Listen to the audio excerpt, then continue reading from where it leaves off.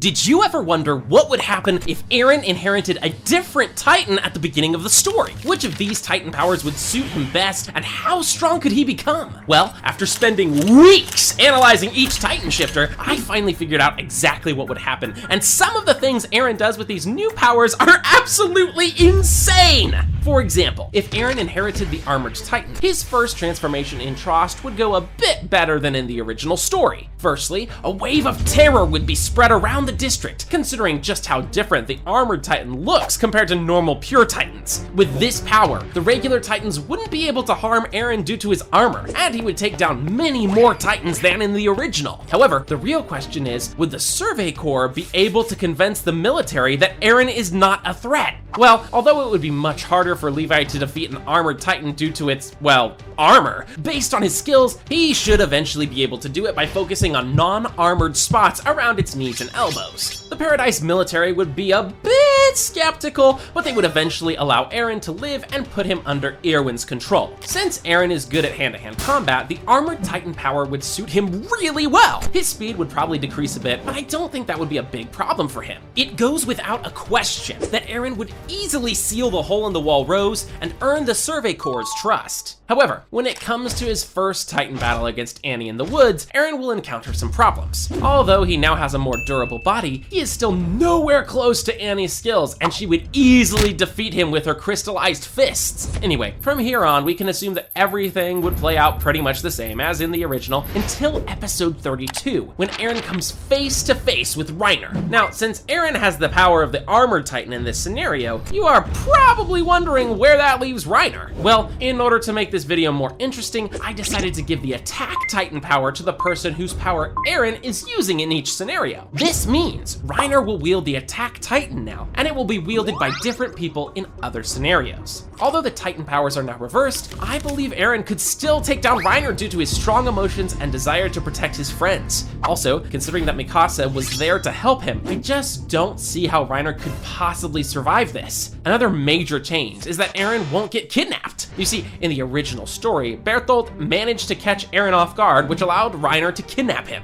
However, now that Reiner is defeated, that won't happen. Even if Bertholdt tries to take Eren by himself, it still wouldn't work, as the Armored Titan is completely resistant to Colossal's heat-based attacks. This means that Reiner would be imprisoned by the Survey Corps and probably eaten by Eren at some point. Since Eren now has the powers of the Attack Titan as well, we can assume that all of the events from here on would play out similarly to the original, with Eren reaching Shiganshina, attacking Marley, and eventually starting the rumbling. This was only the first out of 7 scenarios we are covering today, and in the last one, we'll explain what would happen if Eren inherited the strongest Titan in the series, the Colossal Titan. But for now, let's cover what would happen if he inherited the female Titan. Okay, I know what you're thinking. How could Eren even inherit the female Titan? Shouldn't it be impossible? Well, no. You see, the reason why this Titan power is called Female Titan is simply because it gives the user a feminine look in their Titan form. All other Titan powers grant users a more manly look, even if it's the female who is controlling the Titan.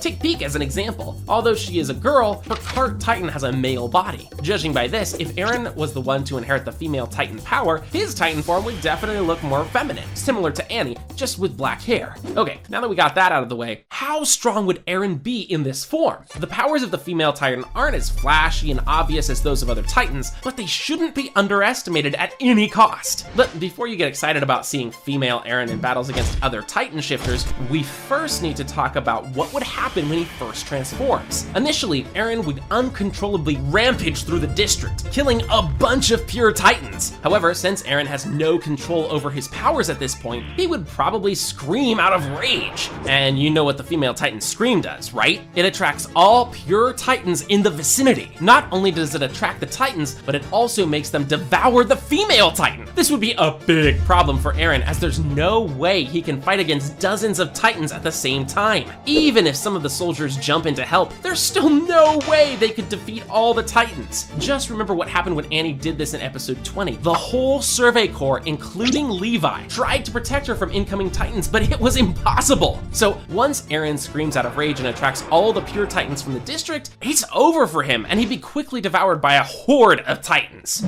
Okay, that was pretty unfortunate. unfortunate, but would the situation be any better if Eren inherited the Warhammer Titan instead? Due to the many unique and powerful abilities of the Warhammer Titan, Eren will probably be much stronger than in the canon version, which will change the story quite a bit. Considering Warhammer's unusual appearance, all the soldiers would be shocked, and will most likely assume that he is one of the evil Titans that helped destroy the Wall Maria. However, once it's revealed that it's actually Eren inside the Titan, he'll be able to prove his innocence with the help of 𝐸𝐴𝐴𝐴𝐴𝐴𝐴. From this point on, most of Eren's fights and missions would be much easier to complete than in the canon version, especially sealing the Trost district, as he can just use his Titan flesh to seal it. Another thing going for him is that the Marley warriors don't know much about Warhammer's extraordinary abilities, as the power of this Titan was hidden by the Tybur family over the centuries. This would give Eren a considerable edge in his battles against Annie and Reiner. Eren already showed us his usage of Warhammer Titan in Season 4, when he was able to hold his ground against 2 Titan shifters at the same time. He displayed an amazing mix of defensive and offensive abilities, keeping both Titans from coming close with spikes and then finishing them off. Anyway, we can assume that the story would progress normally until Eren's fight with Annie in the Stoas district. Here, instead of losing, like in every scenario we covered so far, he would win, surprising Annie with his unique weapons.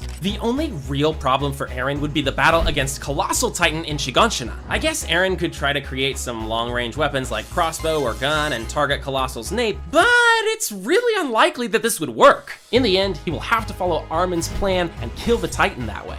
Moving forward, after the time skip, Eren would further improve all of his amazing abilities, which would make the invasion of Marley much easier. The only threat to Eren in this fight would be Porco and his Jaw Titan, as it's the only one who could crack the crystal around his body. However, Eren would keep him in check with his spikes and wouldn't allow him to come close. This battle would be a complete disaster for Marley, with Eren and the scouts completely overwhelming them and taking some of their Titan powers. After returning to Paradise, Eren would be even stronger than before, and we can assume the story would continue the same as in the original. There are still 4 more scenarios left to cover, and let's continue with the Cart Titan. The Cart Titan is physically much weaker than the Attack Titan. It's the Titan power mostly used to support other Titans due to its incredible endurance. However, although its name may suggest that it's only good at carrying stuff, the Cart Titan can do wonders in the right hands. First of all, Eren's transformation in Trost would go without major problems, and he'll manage to seal the hole in the Wall Maria by rolling the giant boulder. I mean, that's what this Titan is kind of for, right? It's undoubtedly true that Eren would struggle significantly in the start as the Cart Titan,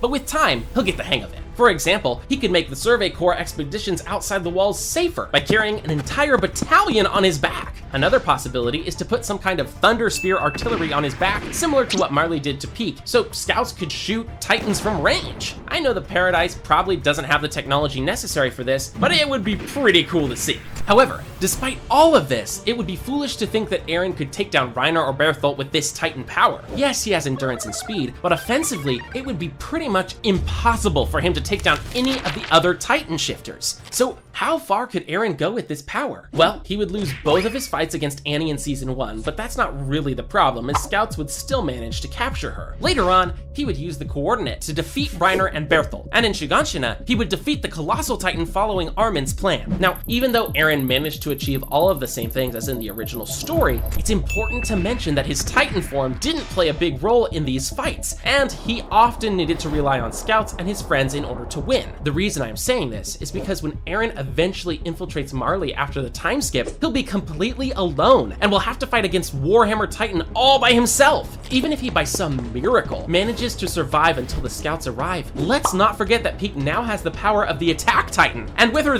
there's no way Eren is getting out of this battle alive. Despite giving his all, Eren just wasn't strong enough to win using the weak Cart Titan. But what if he had the mighty Beast Titan instead? How would things play out then? Throughout the series, Zeke has shown us many impressive abilities of the Beast Titan, like infecting people with his spinal fluid and using his roar to turn them into pure Titans. However, there's a catch. Zeke can only use these abilities because he is a descendant of the royal family, meaning that an average Beast Titan user like Eren wouldn't have access to these abilities. This would leave Eren with pretty much no powers other than strength and size. Also, his design would be completely different compared to Zeke, with Eren resembling a different animal, probably a wolf, as it would fit his personality the best. Although Eren now looks different than in the original story, his powers are pretty much the same, as both the Beast and the Attack Titans grant the user only raw strength and no special abilities when it comes to combat. This ultimately means that the majority of Eren's battles would stay exactly the same as in the original, all the way to the second part of Season 4. Here's where everything changes. One big difference in this scenario is that Zeke has the Attack Titan power, which means he can foresee the future to a certain extent. Once he and Eren get into contact, he'll use his royal blood and Attack Titan power to manipulate the past, influencing Eren into going through with Euthanation plan. This would be pretty easy for Zeke to do, as using his royal blood, he can choose in which memory he wants to go, and then using the Attack Titan, he can influence certain people to achieve whatever he wants. So in the end, everything will go smoothly, and Eren will help Zeke euthanize Eldian people, seeing it as the only way to protect them.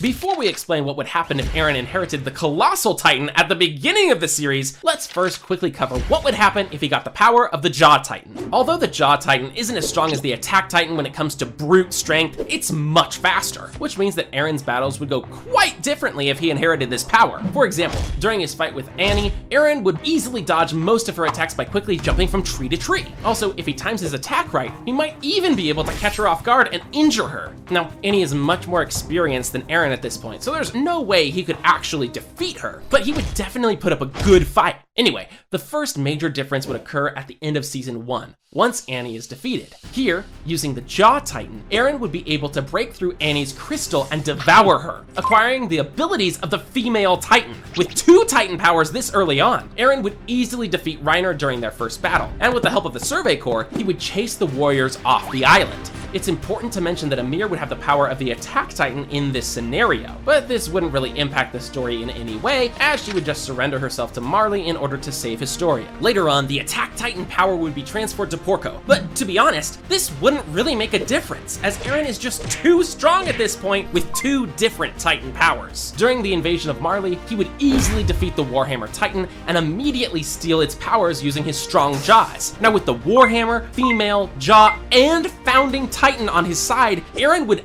absolutely obliterate Marley's forces. He would later start the rumbling, and the story will end similarly to the original. The Colossal Titan Eren. A lot of you probably think that Eren inheriting the Colossal Titan would be a huge advantage to him due to its incredible size and power, but that's not really the case. You see, the first time Eren transformed, he was completely out of control, rampaging through the entire district and killing every Titan he saw. Losing control during this time wasn't a big deal, but can you imagine what would happen if he lost control as the Colossal Titan? Right off the bat, Eren would blow up half of the district with his transformation, as he wouldn't be able to control it, killing most of his friends in the process. He would then continue rampaging throughout the district, killing not only Titans but civilians and soldiers as well, until he completely depletes his stamina. At that point, the Survey Corps would take him into custody. However, defending Eren in front of other Paradise Island officials would be pretty much impossible at this point, due to the inconceivable amount of damage he caused. Originally, Levi was confident enough that he would be able to handle Eren if he ever lost control again, but the same would not be the case here. Not only is the Colossal Titan incredibly huge, but his transformation would just kill everyone around him, even Levi. So, in the end, Eren would be executed by the Paradise Island military without even a chance to explain himself. Click on this video where we explained what would happen if Eren won at the end of the series and destroyed the entire world.